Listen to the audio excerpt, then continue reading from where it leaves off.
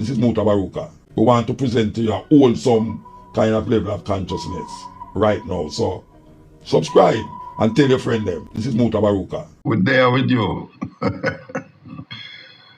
have on the line Barbara Blake Anna, we call her Makeda, author, journalist, filmmaker, activist, Rastafari, sister. Good afternoon, ma.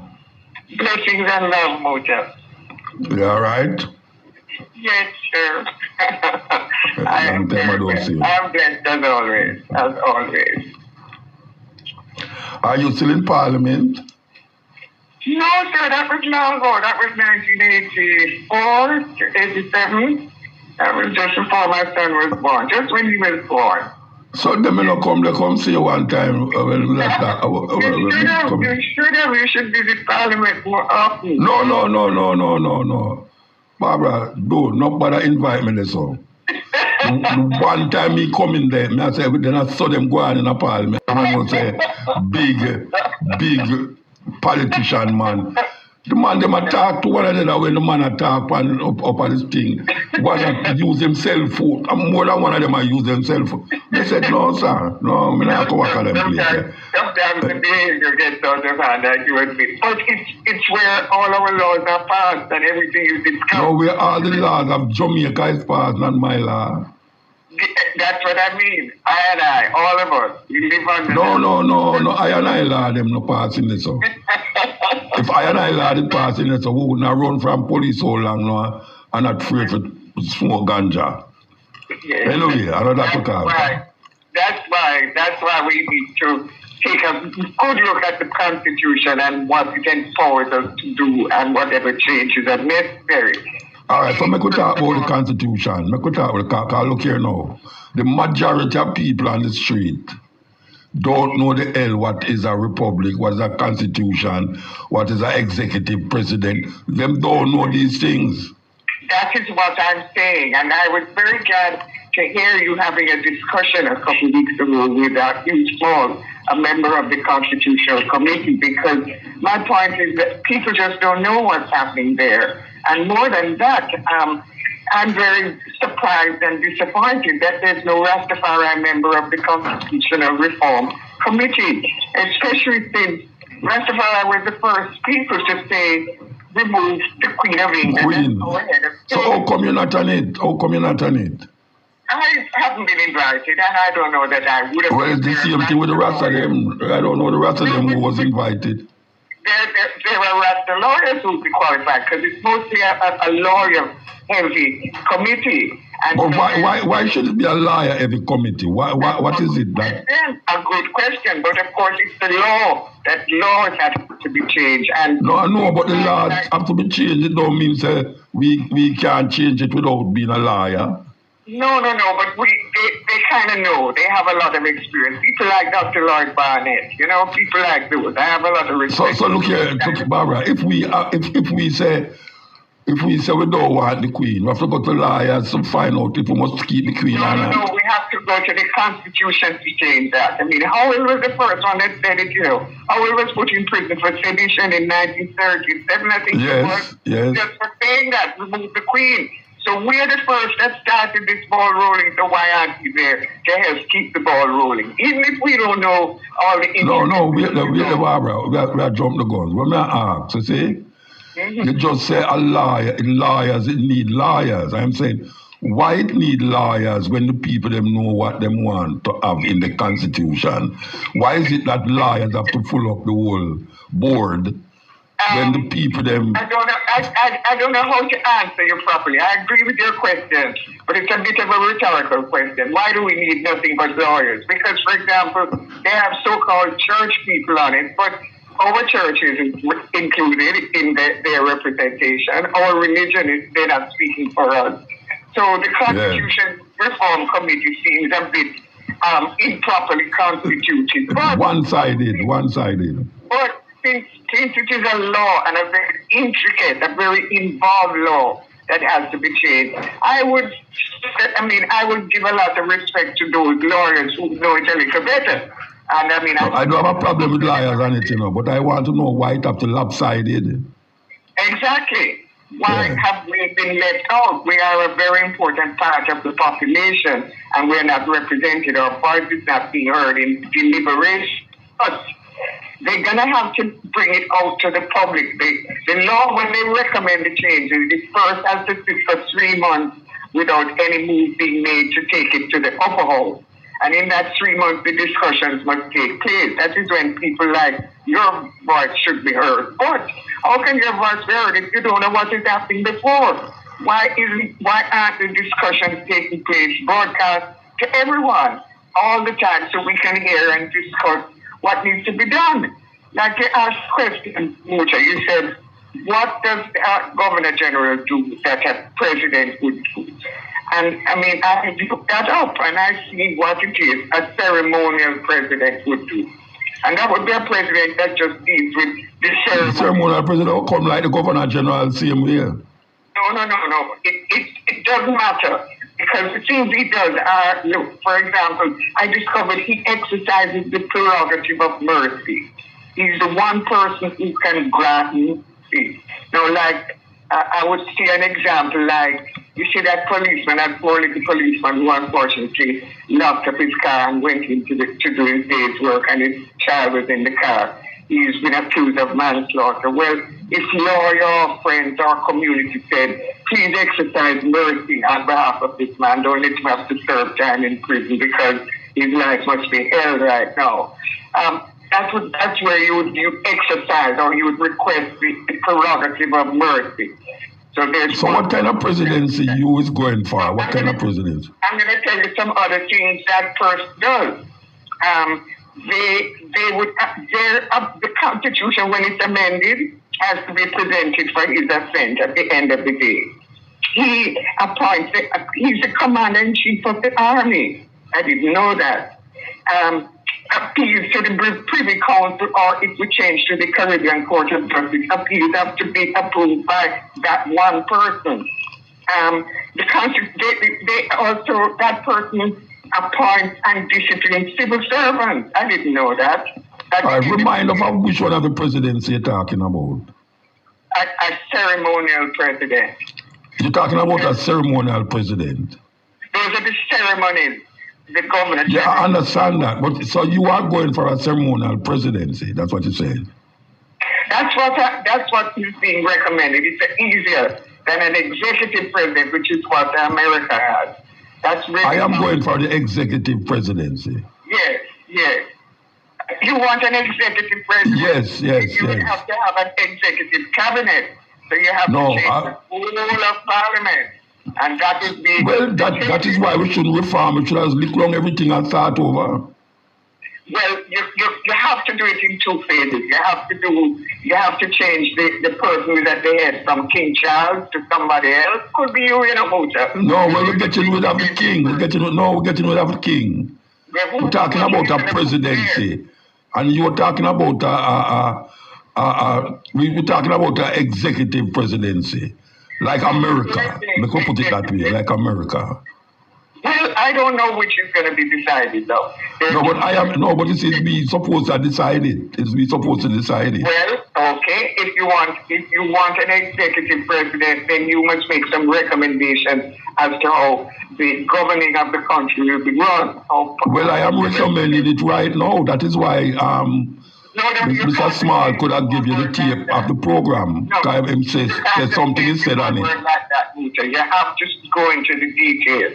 I want an executive president where the country will be run how? You see, because in America now you have someone who's head of the housing and someone who's head of the water and so on. Well, we have that. They're called ministers. If you want to change from what we have, you have to describe how you want to change. That's what. But if we're not changing from what we have, what are we doing? Well, why are we going back in the same thing? I think we were supposed to be changing what we have. That's another thing now. That's where I'm with you as well, because that would be the second phase when we talk about all the other changes that need to be made. Once we've removed the king and put in a different head of state, a different kind of head of state, and a different head of state. Executive president. Executive president. Are we going to keep driving on the left, or are we going to change and drive on the right? Questions like those need to be asked. Simple questions. What are we going to change? How are we going to make it different?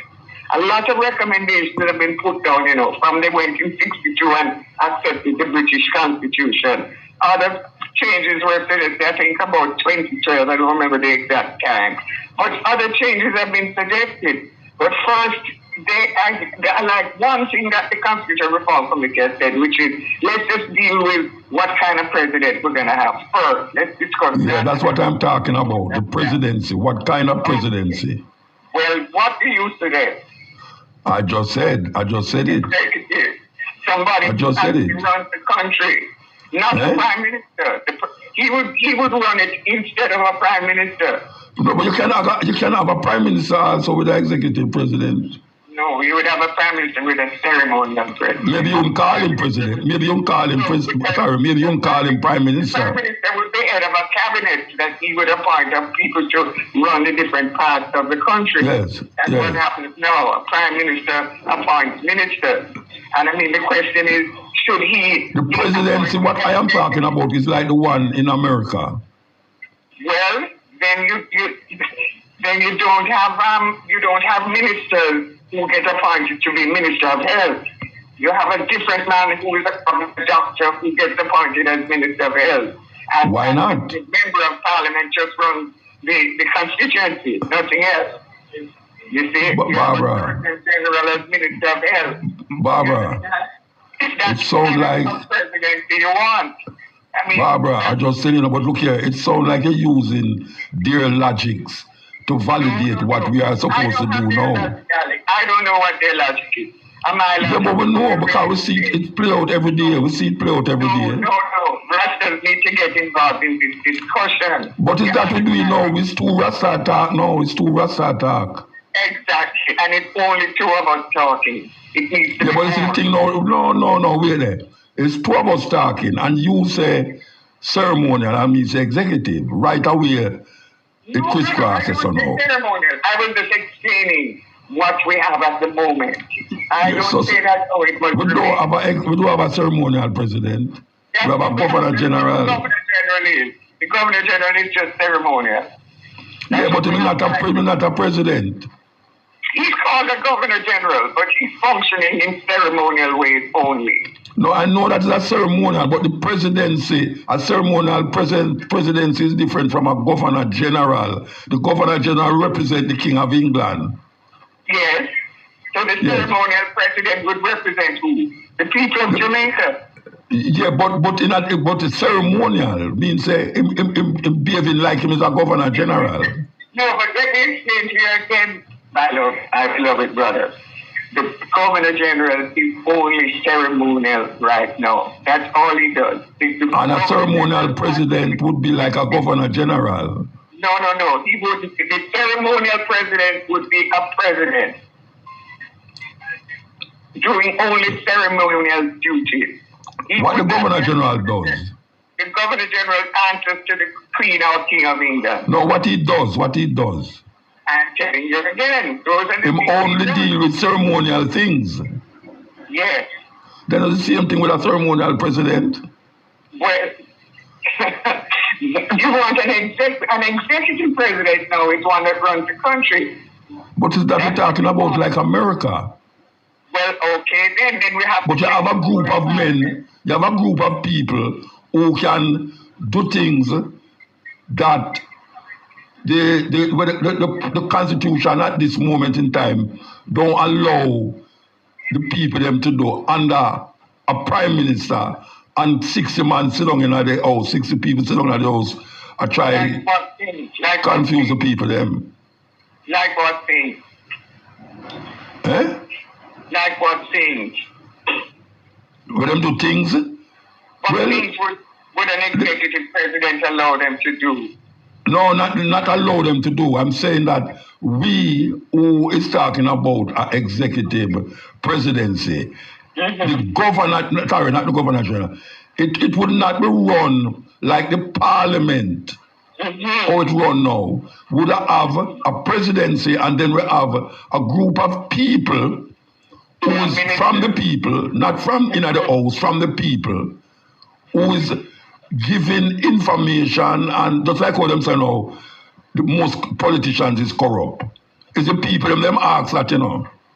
And them ask who's in line, and them say police. You would like to see the It's the people them telling whosoever doing the polls that. So the people them voice must be heard just like that. Not 60 people sit down in that thing and decide for we and then come out and tell you what they want to do. I understand. Well, what you're really saying is that the entire system that we run our country needs to be changed. Not just but that is what I am saying. I go into the reform thing, you know. Well, then that's fine. That's fine. That's what I go into the reform thing. That's what we need to be talking. What is that we're talking about now? Barbara, that we are talking about now. All right, then let us just show them ways. Let us show some steps that can be taken. What you're saying, we should move all these business of constituencies and members of parliament. And what? Now, who represents the people? Do you have... All right, it's like how the Prime Minister did say. It's like how the Prime Minister did say, I'm going to set a date for election. And him don't set it. All right, now, so you go to the people them with it and make the people them say, set it. So you see the people them say them don't want the queen. It's not a little guy going to go around the corner and say, well, the queen is there all the while, I could go and run with her. You go to the people them and the people them say, no queen. You see this, how much people... How would the people speak like that? Would they speak? Just like how them go to the people them and the people them say... How do you count them? How do you count the people? Yeah, let me tell you. Do they have an election? No, yeah, I can tell you how them do it. Just like the polls of them. You see, how them come and say, you see how them come big in the paper and say, the people them say, politicians is the most corrupt people in the country. And if you go up on the road, people will say, yeah, true, politicians is the most corrupt people in the country. How you reach that level? Because them go and take a poll and hear the voice of the people then. Did they poll 3 million people? No, but 3 million people don't vote for the people them in the House of Representatives. I know. I asked you how many... Some of them is baby under 16. Most of them is under voting age. How many people would be in that poll? I don't know. But I know, say, it would be much more than the GLP and the people them struggling for who going to be in power. The reason why we don't have a lot of people voting now because them lose interest in the two political party. True. But we ourselves should be putting up people as offering them. No, I don't say we shouldn't put up people. No. We just give our reasoning right now. We get on the radio act. And just like how Mr. Small gave you the tape to listen to, it's the same as somebody go and listen to this tape and hear Barbara and Muta talk and put it in some project there and go and listen to it. It's not like we just attack. We are doing something right now. It might look like it's not much, but it's something. No, that's why I've gone to the trouble of speaking with you about it. I thought it was really important because people need to talk. People need to find the ways to make the change. You are listening to the Black Radar YouTube channel. Hit that subscribe button and keep listening. We want to present the African names. We're going to start out with the male names. Yahya, Y-A-H-Y-A, Yahya means God's gift. Seito, S-E-I-T-U, Seito, artist. Tupanili,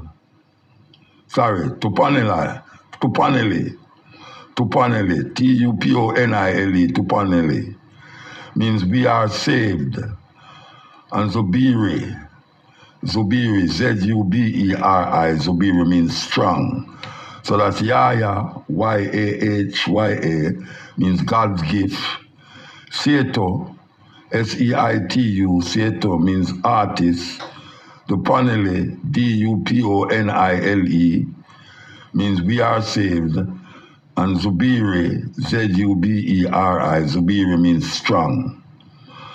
Andito, Andito, Andito, Andito means great goddess, great goddess. Kilolo, Kilolo, Kilolo, Kilolo, youthful, youthful. Nalongo, Nalongo, Nalungo, Nalongo means beautiful. And Nsenga, Nsenga, or Nsenga, any one of them, Nsenga or Nsenga. Nsenga, Nsenga means womanly delight, womanly delight. Andito, Andito means great goddess. Kilolo, Kilolo, Kilolo means youthful. Nalongo, Nalungo, Nalungo means beautiful. And Nsenga, Nsenga, Nsenga means womanly delight. Okay, that was the African names for today's children. Okay, what can we do here? I really want to play this thing out. I have to find somewhere to play it, and I think it's now I can play it. Okay, here we go. Not accept a Chinese military base. All right, make us start it from the top. Not accept a Chinese military base in Canada, or in Mexico, or in the Caribbean. So why would Russia accept U.S., which NATO is really, U.S., military missiles and bombs and planes and tanks right at its border? And number 4, it wants that the world recognize Crimea, Lugansk, and Donetsk as territories separate from Ukraine, because they're full of Russian speakers. They're full of ethnic Russians. So there is some historical claim there that we don't know all the intricacies and nuances of that.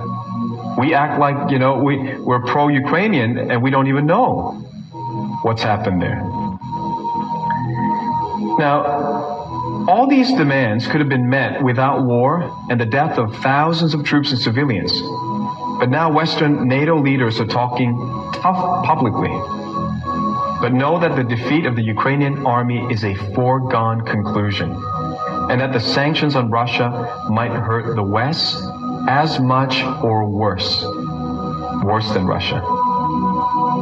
Since 2004, Western leaders have worked to keep Ukraine impoverished and corrupt as a way to cultivate a puppet state that would act as a wedge to destabilize Russian security, even while some Western politicians have been personally enriched by corrupt business dealings in Russia and Ukraine. And that goes straight to the Biden family. That's what Donald Trump was trying to investigate. He was impeached for making a call about getting facts on how deep was the corruption, how deep was the deep state, how many people were making millions of dollars in Ukraine. And the Biden family were involved. It's not even a secret. A peace deal was possible. Putin had said what he wanted. We could have negotiated. Did you know that 1 month after the invasion, Russia and Ukraine were ready to sign a peace deal in April 2022? But Boris Johnson, the Prime Minister of UK, personally traveled to Ukraine to meet Zelensky and stop a peace deal. This has now come out. The war would have been over 2 months after it started. Europe would not be short of energy, food, or fertilizer, and the world price of oil and gas would not have skyrocketed. None of your bills would have gone up if Boris Johnson had not personally met with Zelensky. And here's what went down. According to multiple former senior U.S. officials, in April 2022, Russia and Ukraine negotiators appeared to have tentatively agreed on the outlines of a negotiated interim settlement. Russia would withdraw to its position on February 23, when it controlled part of Donbass region and all of Crimea, and in exchange, Ukraine would promise not to seek NATO membership and instead receive security guarantees from a number of countries. Reasonable? Is Putin the war criminal or Boris Johnson? Putin was ready to sign this peace deal. You would have averted the deaths. You would have averted the energy crisis. We don't even know how many lies, how deep the lies go. Only when these things begin to come out. And how many people report this? Is this on CNN? Is this on BBC? It's such a controlled narrative. According to a Western newspaper, a pro-Western newspaper in Ukraine, it said that even if, Boris Johnson said, even if Ukraine is ready to sign some agreement on guarantees with Putin, they are not. Western powers are not.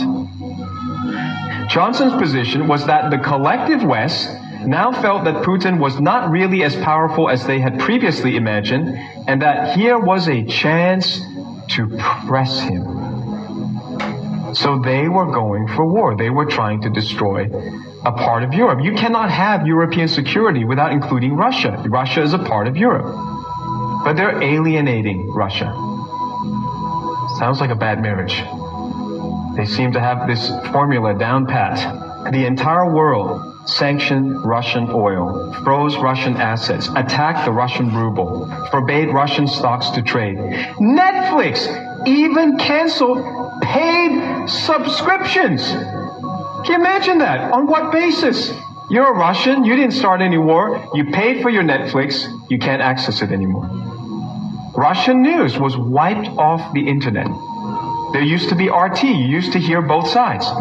They demonized Russia and completely stopped any flow of information from the other side. We're still living in this, and you think we have free press, free speech? They're tightening the noose. One day they will say, I cannot preach the word of God, and I will preach. Yes, that is a perspective that maybe we have to think on too. Because the African them, most of the African leaders them seem not to be taking up for America. You know, and now we say, it's weird that them have a court named the International Court of Criminals, them, and it's only African leaders going to the court there. You never hear a white man, because now them say Putin is guilty of war crimes. But who go and carry him go to the court in a year? Who go and carry him go there? When Bush kill half the people and mash up them country down in Iraq, who charge him for war crimes, crimes against humanity? And when Obama and Hillary Clinton mash up Gaddafi place, the country, that was running okay. You know, you're not about no court of justice, world court, for lack of certain people. So obviously, certain people will never reach those courts. But yet you realize it's only black people get caught in that court where they matter about. Only black people. And we need to think on certain things. We need to think on it. Why is it that Russia and Ukraine is the same piece of land? And some of the people them over in Ukraine even talk Russian too. But them have an American organization named NATO, where it's planning to set up, or has set up, war machinery just cross the border from Russia. Remember when Russia had come near to Cuba, it nearly started a world war. It nearly started a world war because America would not have any country like Russia or China near to them. You can imagine if Russia or China decides them are going to set up army in Mexico. Can you imagine that? If them set up army in Mexico, you think America go allow Russia, China, Iran, all them places, to go set up army in Mexico. But them set up an army in Ukraine. Them set up an army in Ukraine. And them set up an army in Taiwan. Because the Chinese, them decide that Taiwan is part of America, is part of China. But we always check up for the side. We have the biggest mouth. Without even check who is controlling the narrative. Who control the narrative? Who is it? Voice is louder in our ears as it relates to the nearest news report and newscasting that we hear. You know, one would feel that we would have different point of view considering the history that has been placed in front of us. But obviously, a lot of us don't remember certain things. The informative information presented in this video is motivational and is positively aimed at inspiring, educating and entertaining the viewers with the cutting edge of critical reasoning. If you enjoy the contents on the Black Radar YouTube channel, please consider subscribing to show your support.